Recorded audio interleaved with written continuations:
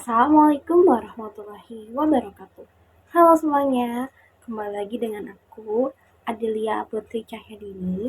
Jadi, pada video kali ini aku mau membahas salah satu materi ekonomi yaitu tentang konsep ilmu dasar ekonomi. Ayo, tanpa berlama-lama lagi, mari kita bahas. Konsep dasar ilmu ekonomi. Jadi, aku bakal ngebahas 8 materi dari konsep ilmu dasar ekonomi.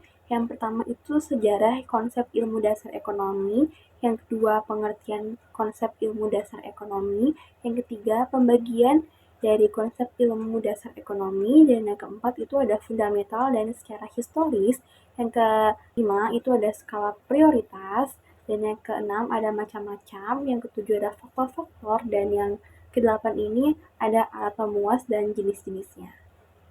Yang pertama kita akan membahas sejarah konsep ilmu ekonomi. Jadi tuh konsep ilmu ekonomi itu jauh sebelum peradaban di era modern ini ya teman-teman.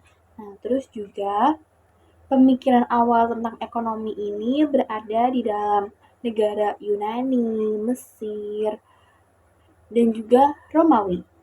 Nah, kata ekonomi itu berasal dari bahasa Yunani yang artinya sebagai aturan manajemen ataupun rumah tangga.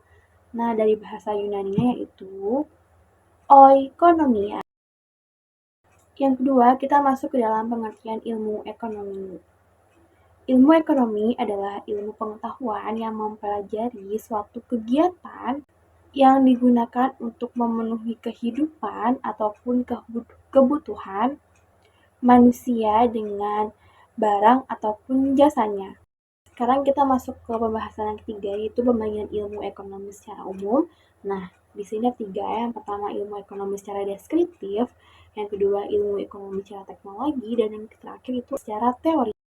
Ilmu ekonomi secara deskriptif adalah ilmu ekonomi yang menggambarkan dan menjelaskan kondisi ekonomi suatu wilayah tersebut berdasarkan fakta dan juga datanya. Yang kedua, ilmu ekonomi secara keterbatasan teknologi adalah cabang ilmu ekonomi yang fokus kepada penerapan teori dan konsep ekonomi di dunia nyata yang dilakukan dengan praktis. Nah, yang ketiga itu ada ilmu ekonomi teori. Ilmu ekonomi teori adalah cabang ilmu ekonomi yang berfokus pada penyusunan model dan analisis untuk menjelaskan perilaku sistem perekonomian secara umum dalam perkembangannya. Ilmu ekonomi ini dibagi menjadi dua. Yang pertama itu ada ilmu ekonomi secara makro yang membahas kegiatan perekonomian secara makro dan atau menyeluruh dengan analisis global.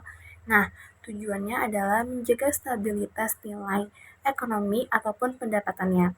Yang kedua itu ada teori ekonomi mikro yang membahas tentang perekonomian mikro ataupun perekonomian kecil. Yang keempat itu masuk ke dalam bagian ilmu ekonomi secara historis ataupun fundamental. Yang pertama ilmu ekonomi positif, yaitu ilmu ekonomi yang hanya membahas deskripsi mengenai fakta, situasi, dan hubungan yang terjadi dalam ekonomi. Ekonomi positif ini nilainya bebas dan juga hanya menjelaskan apa yang terjadi jika harga itu naik ataupun turun. Yang kedua itu ilmu ekonomi normatif. Ilmu ekonomi normatif adalah cabang ilmu ekonomi yang membahas etika-etika yang beranggapan bahwa ilmu ekonomi itu melibatkan diri dengan mencari jawaban dengan apa yang sudah terjadi. Nah, sekarang kita masuk ke dalam macam-macam ilmu ekonomi, yaitu ada 4. Yang pertama itu kelangkaan sumber daya alam, yang kedua itu kelangkaan sumber daya manusia, yang ketiga itu kelangkaan sumber daya entrepreneurship, dan yang keempat adalah kelangkaan sumber daya modal. Nah, jadi kelangkaan sumber daya alam adalah kelangkaan sumber daya yang terjadi ketika ketersediaan sumber daya alam yang dibutuhkan untuk memenuhi kebutuhan manusia nggak tercukupi. Nah, yang kedua itu kelangkaan sumber daya manusia adalah kelangkaan yang terjadi ketika tenaga kerja atau keahlian manusia tidak mencukupi untuk memenuhi kebutuhan masyarakat ataupun industri. Yang ketiga itu kebutuhan sumber daya entrepreneurship. Kebutuhan ini diartikan sedikitnya jumlah pengusaha atau wirausaha sebuah negara. Faktor penyebab dari kelangkaan sumber daya ini adalah karena terbatasnya kemampuan manusia dan kurangnya ahli di bidang kewirausahaan itu. Nah, yang terakhir itu adalah kelangkaan sumber daya modal. Modal adalah sumber daya yang dihasilkan untuk menghasilkan barang ataupun jasanya. Kelangkaan sumber daya modal ini terjadi ketika adanya penyediaan di dalam modal tersebut. Nah, disebabkan untuk memengaruhi kelangsungan si sumber daya modal ini. Nah, teman-teman, kenapa sih skala bisnis itu penting? Nah, bisnis ini memerlukan stabilitas untuk tumbuh dan memenuhi permintaan pasar yang terus meningkat tanpa mengorbankan efisiensi atau kualitas.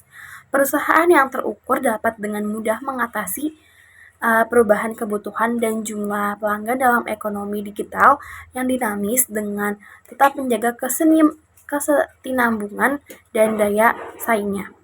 Nah, sekarang kita masuk ke skala prioritas. Apa sih skala prioritas itu? Skala prioritas merupakan sebuah cara untuk mengurutkan keutuhan dan juga keinginan berdasarkan tingkat kemampuan ataupun kepentingan dan urgensinya, baik dalam konteks pribadi maupun dalam ekonomi secara luas.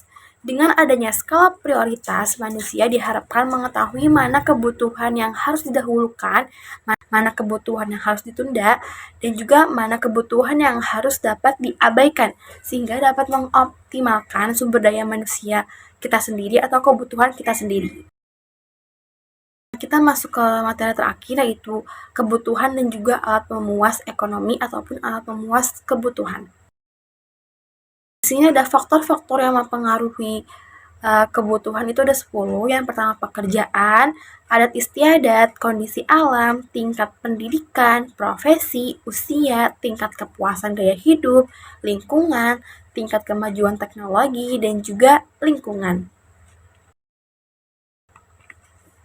Nah, alat pemuas kebutuhan itu adalah alat yang dapat memenuhi beragam kebutuhan manusia, yaitu kebutuhan primer, sekunder, tersier, rohani, jasmani, dan lain-lain. Nah, alat pemuas kebutuhan ini menjadi salah satu komponen penting bagi kehidupan kita untuk membantu manusia tetap bertahan hidup. Nah, barang menurut sifatnya, yang pertama itu ada barang ekonomis. Barang ekonomis adalah jenis barang yang memerlukan pengorbanan untuk memperolehnya. Pengorbanan di sini dalam bentuk pembayaran uang. Yang kedua itu barang bebas atau barang yang tidak memerlukan pengorbanan untuk memperolehnya. Yang B itu ada barang menurut fungsinya. Barang menurut fungsinya ada barang konsumsi, barang produksi atau barang, dan yang C itu ada barang menurut wujudnya. Barang menurut wujudnya adalah seperti barang konkret, barang abstrak.